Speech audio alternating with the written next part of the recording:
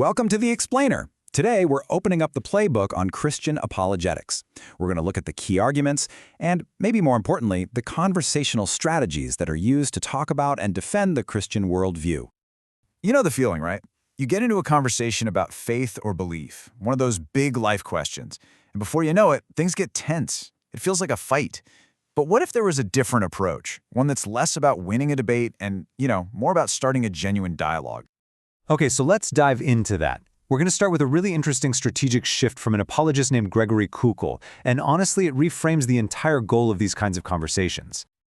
So often, the old model for these talks is what you might call harvesting. The goal is to win someone over, right then and there.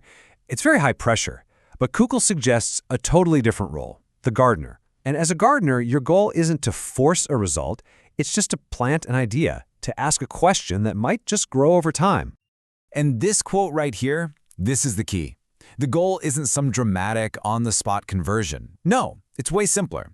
It's just to give someone something to think about, to put a stone in their shoe. That little thing they can't quite ignore, that makes them pause and think about it long after you're gone.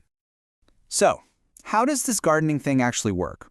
Well, the main tool in this playbook is a really simple, almost disarming technique that can completely shift the dynamic of a conversation. And the model for this whole approach is the famous TV detective Columbo. If you've seen the show, you know he never walked in with big accusations. He was kind of bumbling, curious, and he was always asking questions.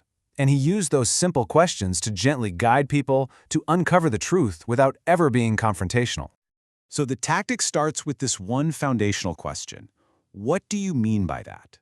See, it's not a challenge. It's an invitation to explain. It immediately changes your role from a debater to a student. And what's wild is that this simple question puts you in the driver's seat, all while showing that you're genuinely interested in what they have to say. And this right here, this shows the posture perfectly. When someone throws down a challenge like this, the response isn't to get defensive. It's a confident, open, you bet. It just signals, hey, I'm willing to engage on your terms. And that's the starting line for any real question-based conversation. All right, so you've asked questions, you understand their position. What's next?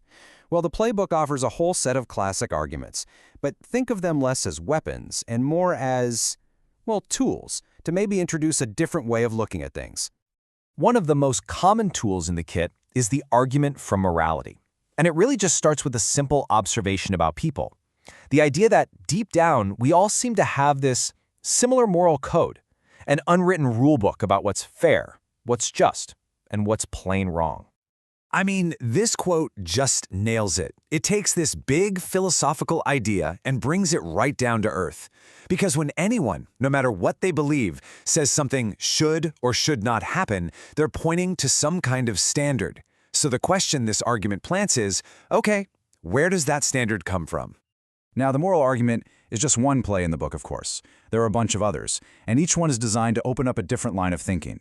You've got the cosmological argument, which basically asks, why is there anything at all?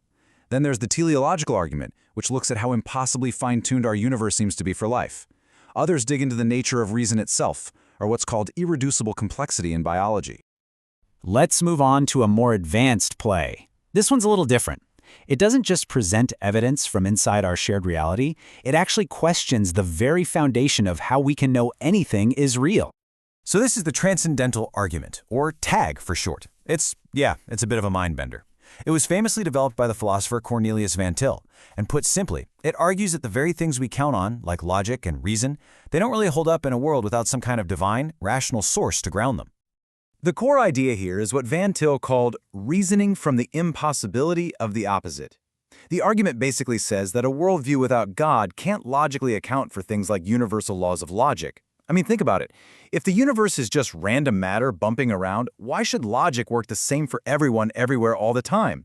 The argument claims that using logic to argue against God is kind of like sawing off the very branch you're sitting on. Okay, now for what is maybe the single most famous argument in popular apologetics. And it was crafted by a man who was once a pretty serious atheist himself, C.S. Lewis. Lewis's own journey from being a complete skeptic to a firm believer, it gave his arguments a really unique kind of power.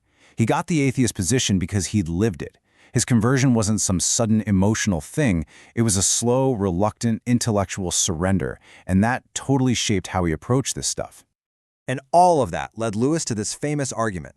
He basically said that the comfortable, easy position, that Jesus was just a great moral teacher, is actually the one option that makes the least amount of sense, especially when you consider the absolutely wild claims Jesus made about himself. So he boiled it down to this trilemma. If Jesus' claims to be God were false, he was either a liar, meaning he knew he was deceiving people, or he was a lunatic, totally delusional, and neither of those is a great moral teacher. So the only other option left on the table, Lewis argued, is that he was actually telling the truth, which would make him Lord.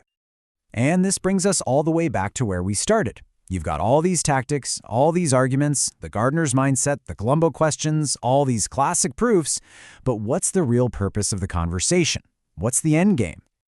This quote, I think, really captures the intended spirit of it all. The people who use this approach argue that the posture isn't one of superiority, like you have all the answers. It's humility. It's like one beggar telling another beggar where to find food. It's about sharing something you found, not about winning a prize. So the real goal of this whole playbook, then, isn't to corner someone or manipulate them. It's to encourage a clear, respectful, and thoughtful conversation. It's all about guiding the talk with confidence and care and opening doors for people to think, not slamming them shut. And that kind of leaves us with the final question to chew on. In a debate about belief, what does it actually mean to win? Maybe winning isn't about one person being right and the other being wrong. Maybe a real win is when both people can walk away with a little more understanding and just maybe a new stone in their shoe.